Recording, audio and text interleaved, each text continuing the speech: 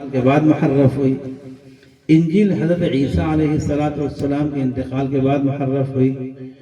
ابھی تو ہمارے پیارے آقا موجود ہیں، ان کی موجودگی میں قرآن پاک غلط پڑھا جا رہا ہے۔ یہ کیسے ممکن ہے کہ میں زندہ چھوڑ دوں اسے شخص کو؟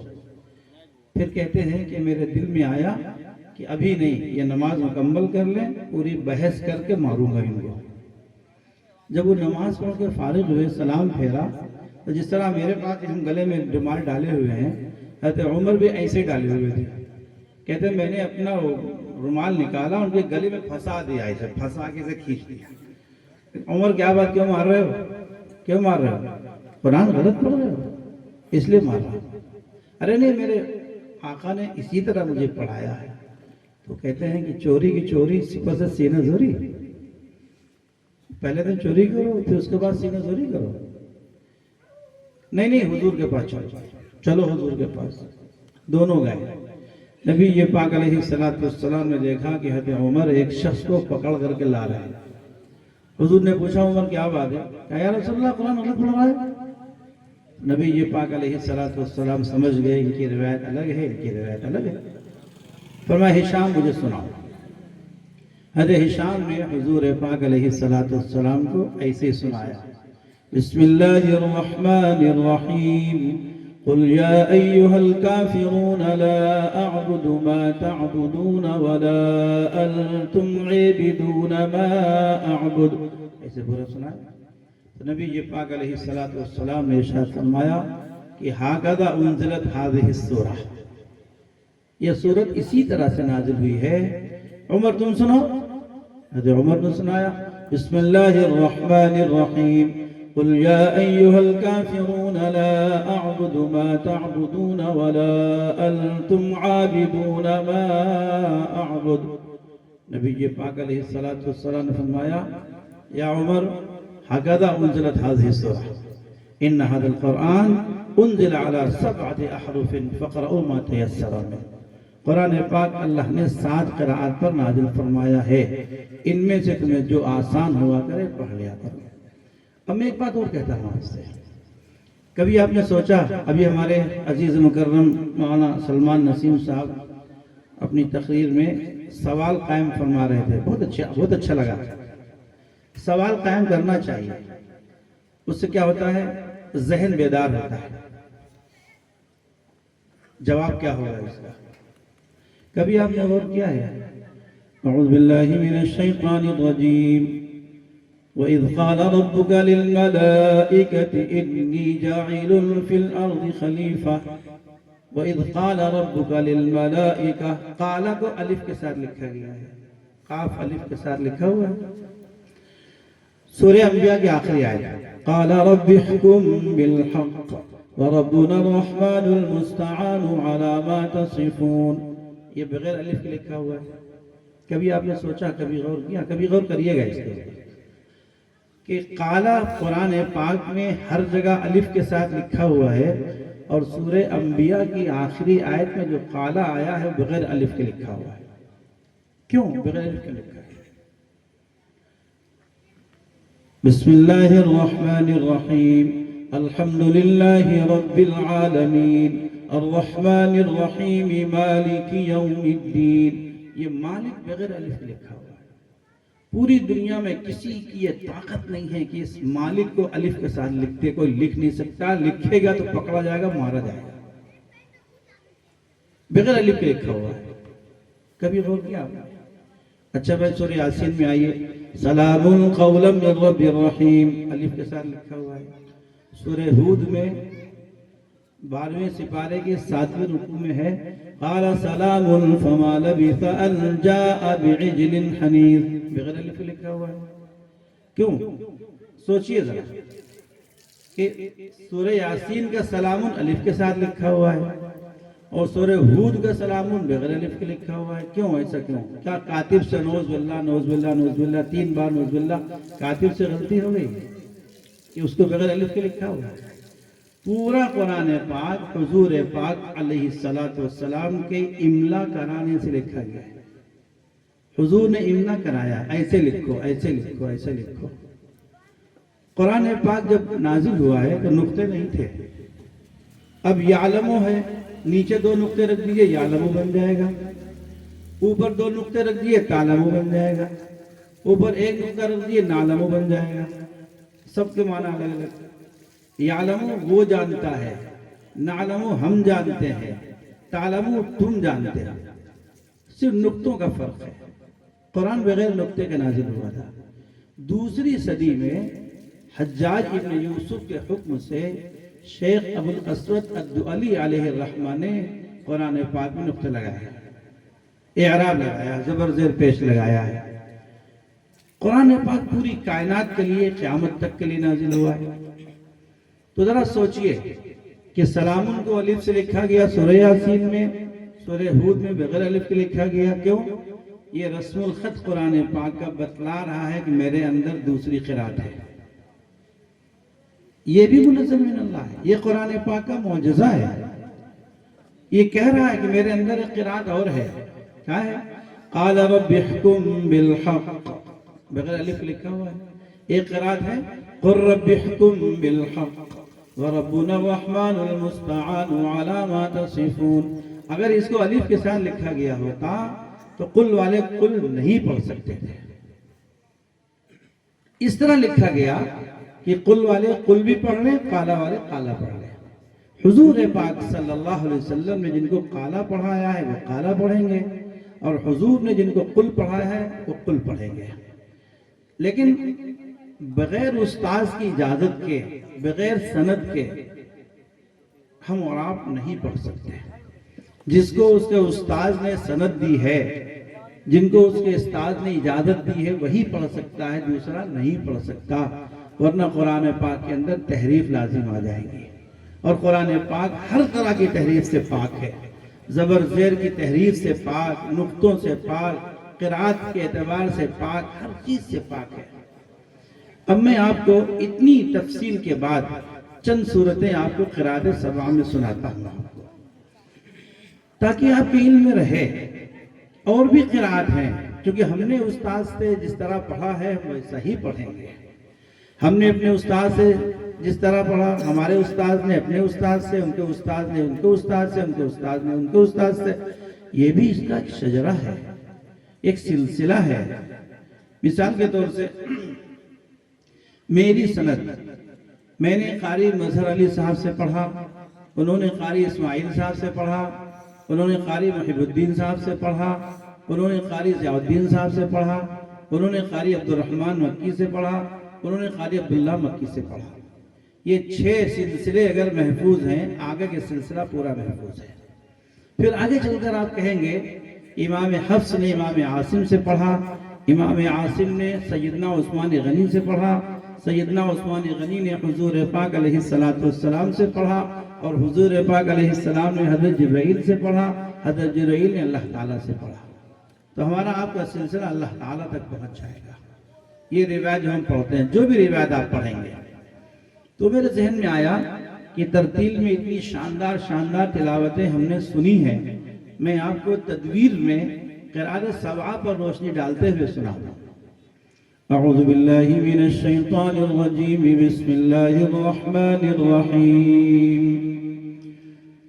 ارائیت الذی یکذب بالدین، ارائیت الذی یکذب بالدین، ارائیت الذی یکذب بالدین، ارائیت الذی یکذب بالدین، ارائیت الذی یکذب بالدین.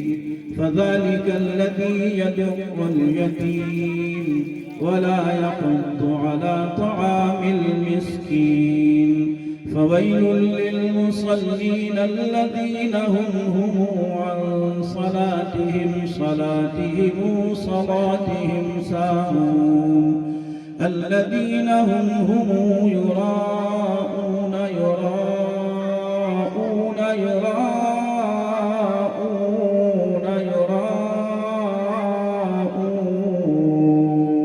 ويمنعون الماعون. الله أكبر ولله الحمد. بسم الله الرحمن الرحيم. إنا أعطيناك إنا أعطيناك الكوثر فصل لربك وانحر إن شانئك هو الأبتر. الله أكبر ولله الحمد. بسم الله الرحمن الرحيم. قل يا أيها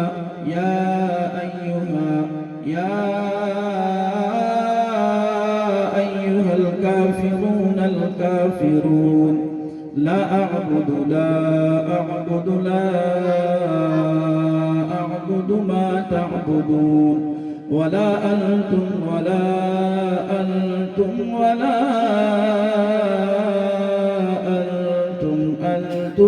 عابدون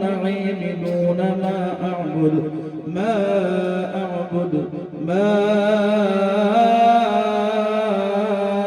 أعبد ولا أنا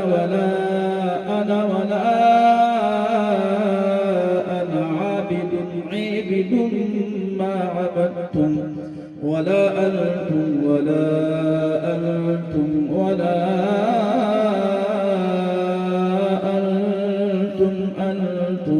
عابدون ما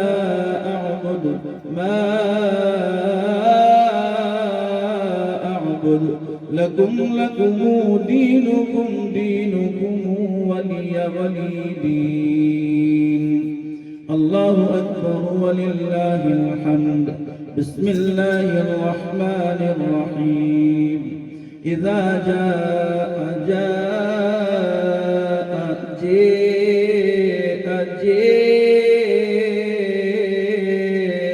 نصر الله والفتح ورأيت الناس يدخلون في دين الله أفواجا فسبح بحمد ربك واستغفره إنه كان توابا. الله أكبر ولله الحمد.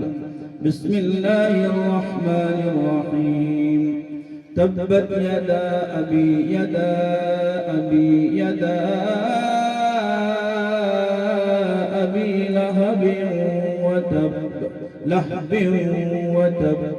لهب وتب ما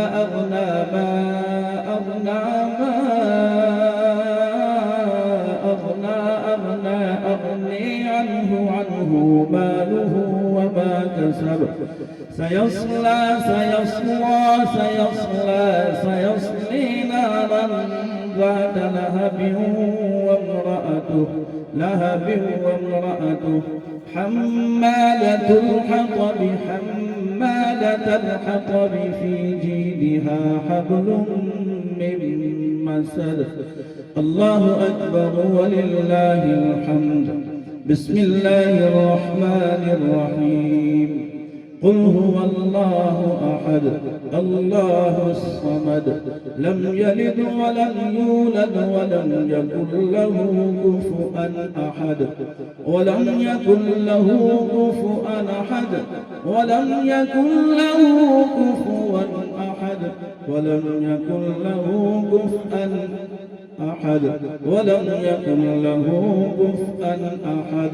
الله أكبر ولله الحمد.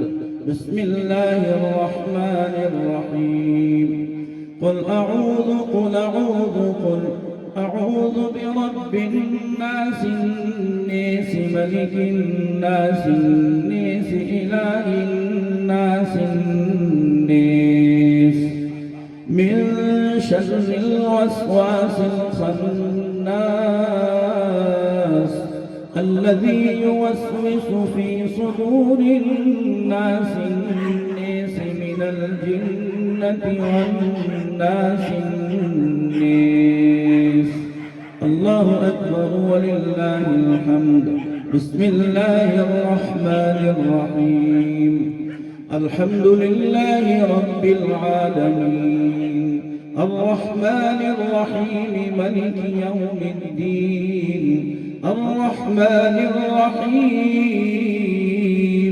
ملك يوم الدين الرحمن الرحيم مالك يوم الدين إياك نعبد وإياك نستعين اهدنا الصراط المستقيم اهدنا الصراط المستقيم اهدنا الصراط المستقيم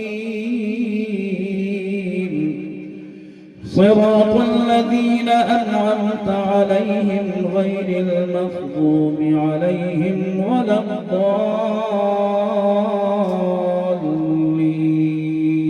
الضالين آمين صراط الذين أنعمت عليهم غير المغضوب عليهم ولا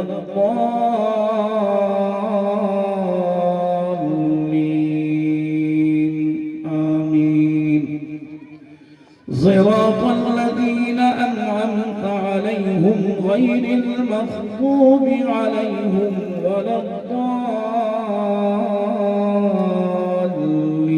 الضالين آمين صراط الذين أنعمت عليهم غير المغضوب عليهم ولا الضالين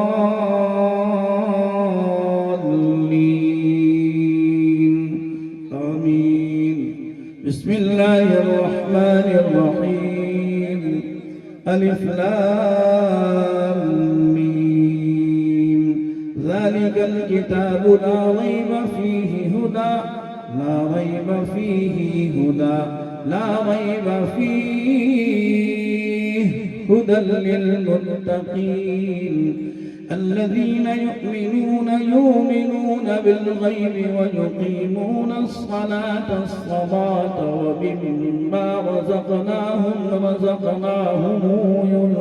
ينفقون والذين يؤمنون بما أنزل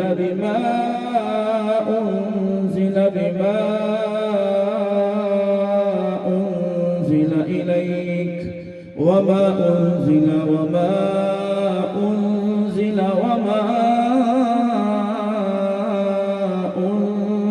من قبلك وبالآخرة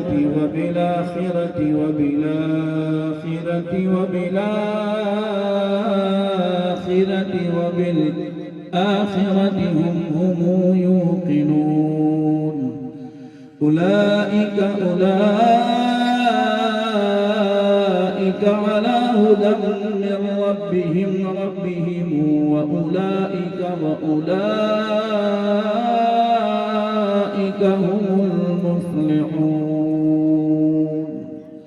صدق الله العظيم حضرات میں نے یہ نمونہ آپ کے سامنے پیش کر دیا اللہ تعالیٰ نے قرآن پاک کو اس طرح سے نازل فرمایا ہے ان میں سے کوئی ایک روایت آپ پڑھ لیں گے پوری امت کا اجماع ہے کہ نماز آپ کی درست ہوگی لیکن جن کو ان کے اساتذہ نے اجازت دی ہے وہی پڑھ سکتے ہیں باقی کوئی پڑھ نہیں سکتا ہے لیکن یہ ضرور یاد رہے کہ ایک شخص آیا تھا اس نے ہمیں بتایا کہ قرآن پاک کی اور بھی قراءات ہے لیکن ہمیں چونکہ اجازت نہیں ہے اس لیے ہم نہیں پڑھ سکتے اگر کوئی شخص آپ کے سامنے پڑھتا ہے تو آپ لا علمی کا اظہار کریں لیکن اس کے نہ ہونے کا آپ اس کا انکار نہ کریں نہیں یہ روایت نہیں ہے آپ یہ کہ مجھے معلوم نہیں ہے ہو سکتا ہے اصل کیا ہے اس مجلس کا خلاصہ نتیجہ کیا ہے اللہ تعالی ہم سب کو قرآن پاک صحیح پڑھنے کی توفیق عطا فرمائے آخر میں 4 باتیں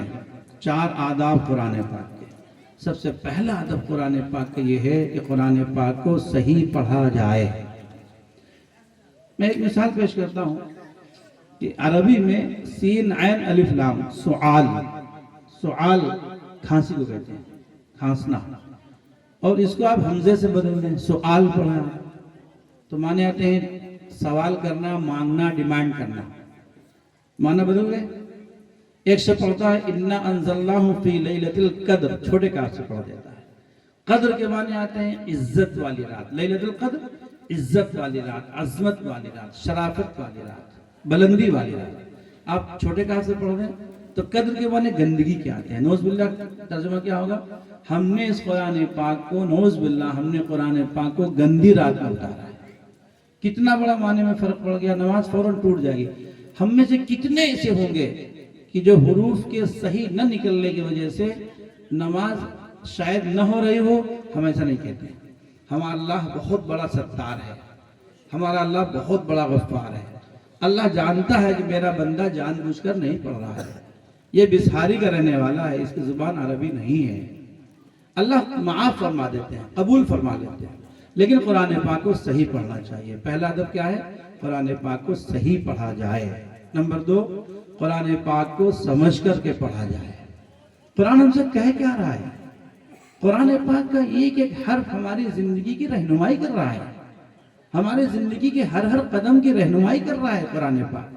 تو دوسرا ادب یہ ہے قرآن پاک کو سمجھ کر کے پڑھا جائے۔ میں آپ سے ایک بات کہتا ہوں، آپ یہ طے کر لیں مجھے روزانہ قرآن پاک کی ایک آیت کی تفسیر دیکھنی ہے، صرف ایک آیت کی۔ آپ یہ طے کر لیں مجھے روزانہ اپنے مسجد کے امام صاحب سے ایک قرآن پاک کی صرف ایک آیت سنانی ہے، ان کو صحیح سنانی ہے۔ انشاءاللہ 1 مہینے میں قرآن درست ہو جائے گا۔ آپ طے کر لیں ہمیں ایک آیت کی تفسیر روزانہ دیکھنی ہے، انشاءاللہ ایک دن آئے گا قرآن پاک مکمل ہو جائے گا۔ اور تیسرا ادب کیا ہے؟ یہ قرآن پاک پر عمل کرنا، قرآن پاک کی تعلیمات پہ عمل کرنا۔ اور چوتھا ادب کیا ہے؟ قرآن پاک کو پھیلانا، اللہ کے بندوں تو قرآن پاک کو پھیلانا۔ اللہ تعالیٰ اس مجلس کو قبول فرما لے، اللہ آپ کے بیٹھنے کو قبول فرما لے۔ اللہ رب العزت ہمارے قاری محترم صاحب کی زندگی میں اللہ اس مجلس کی برکتیں عطا فرما دے، ان کی ازدواجی زندگی میں اللہ پاک نے ان کے دامنوں کو، دونوں کے دامنوں کو ہمیشہ خوشیوں سے بھرا رکھے۔ وآخر دعوانا الحمدللہ رب العالمین۔